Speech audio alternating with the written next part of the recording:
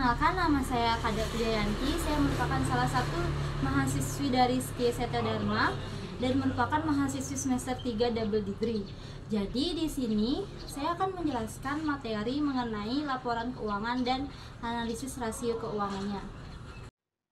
Baik, di sini saya akan menjelaskan mengenai laporan keuangan dan analisis rasio keuangan. Selanjutnya, yang pertama ini ada beberapa rumusan masalah yang akan saya bahas pada video kali ini. Ada pengertian laporan keuangan, jenis-jenis laporan keuangan, ada tujuan laporan keuangan, dan analisis rasionya. Yang pertama, di sini saya akan menjelaskan mengenai laporan keuangan. Laporan keuangan adalah dokumen yang menyajikan informasi tentang kondisi keuangan suatu entitas pada periode waktu tertentu. Ini mencakup informasi mengenai aset, kewajiban, ekuitas, pendapatan, dan arus kas perusahaan. Selanjutnya, dalam laporan keuangan terdapat juga jenis-jenis laporan keuangan, di mana jenis-jenis tersebut ada 5, yaitu ada laporan perubahan modal, ada laporan arus kas, laporan laba rugi, laporan neraca, dan juga catatan atas laporan keuangan. Selanjutnya, di sini ada tujuan laporan keuangan. Tujuan laporan keuangan adalah memberikan informasi mengenai posisi keuangan, kinerja keuangan, dan arus kas entitas yang akurat, relevan, dan terpercaya tentang kondisi keuangan suatu entitas. Selanjutnya, saya akan membahas analisis rasio.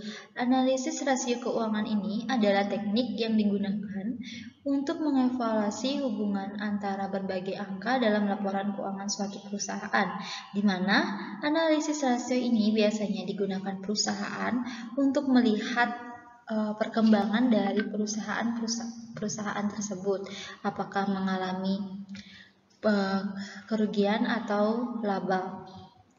Selanjutnya ada jenis-jenis analisis rasionya. Jenis-jenis analisis rasio itu ada 4, ada rasio likuiditas, rasio solvabilitas, rasio aktivitas, dan yang terakhir adalah rasio profitabilitas. Jadi di sini saya akan menjelaskan mengenai rasio likuiditas, di mana dalam rasio likuiditas terdapat 3 bagian, yaitu rasio lancar, quick ratio, dan cash ratio. Rasio lancar ini memiliki rumus, yaitu aktiva lancar dibagi dengan utang lancar. Quick ratio memiliki rumus aktiva lancar dikurangi persediaan dibagi utang lancar. Dan yang terakhir, cash ratio ini memiliki rumus kas plus SB, dan SB itu adalah surat berharga dan ditambah dengan bank dan dibagi utang lancar. Selanjutnya ada analisis solvabilitas. Dalam analisis solvabilitas ini ada 5, yaitu yang pertama ada total utang terhadap total aset.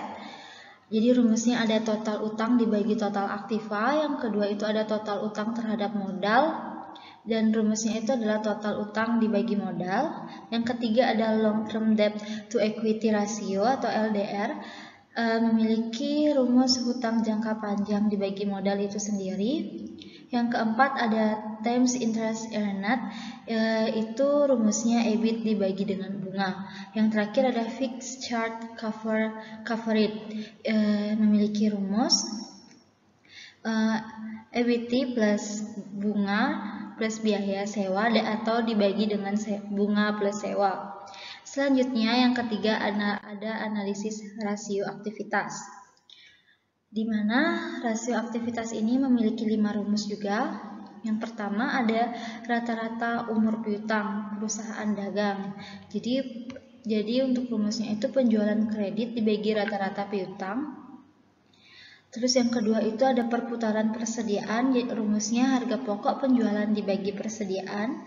Yang ketiga perputaran aktiva tetap dengan rumus penjualan dibagi total aktiva tetap. Yang keempat ada perputaran total aktiva dengan rumus penjualan dibagi total aktiva per hari. Terus yang kelima ada perputaran kas, penjualan kredit atau rata-rata kas.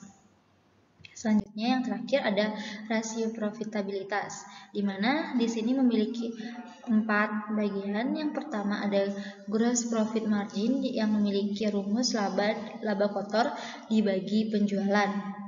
Yang kedua ada net profit margin, yaitu memiliki rumus laba bersih dibagi penjualan. Yang ketiga ada return on investment atau return on total asset, yaitu memiliki rumus laba bersih dibagi total aktiva. Yang terakhir ada return on equity, yaitu laba bersih dibagi dengan modal sendiri. Jadi yang terakhir saya bahas ini adalah analisis rasio penting bagi sebuah perusahaan. Itu karena analisis rasio keuangan berperan sangat penting dalam melihat kondisi kesehatan perusahaan secara terperinci, khususnya pada kondisi keuangannya. Tidak hanya kondisi tersebut saja, tetapi juga mampu untuk meramal kondisi perusahaan di masa mendatang. Itulah keunggulan bila memahami manajemen keuangan di dunia kerja. Baik, sekian pemaparan materi dari saya. Mohon maaf jika ada kesalahan dan kekurangan.